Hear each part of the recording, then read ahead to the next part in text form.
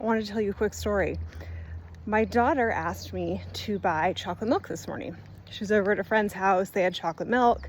We've never had chocolate milk in our house. I just think it has too much sugar.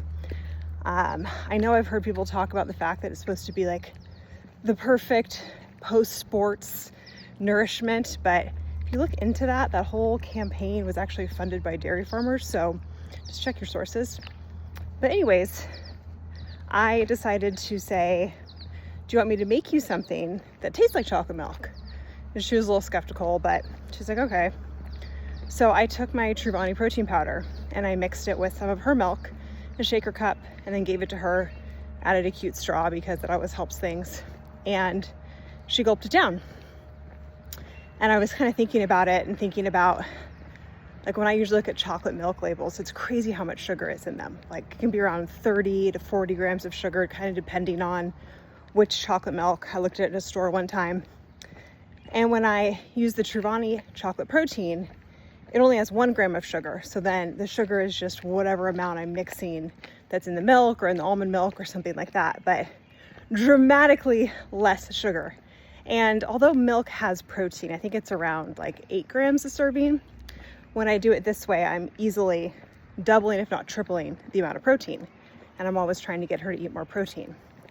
So I just wanted to go on here and share, if your kids are visiting friends or family that maybe have different food standards than you, there's a way to take those things that they're interested in, but make them in a way that still sticks to your family's standards of ingredients and nutrition. And I'd kind of forgot about how simple just making like a protein chocolate milk is. She also had discovered a brand of, let's just say, ultra processed chocolate milk that she wanted to try. And I pulled it up online and I showed her. I said, I want you to read the ingredients that's in here. And some of the ingredients were sucralose and carrageenan. And I explained to her what those ingredients are. And then I showed her on ChatGPT, like, hey, here's some of the reasons why our family doesn't eat these ingredients. And she was like, whoa, I had no idea. And so instead of just telling her, no, you can't have this, I really tried to bring her into the conversation of, let's look at the ingredients. Let's look at what, some sources online say about the ingredients. And then you decide, is that something that you want in your body?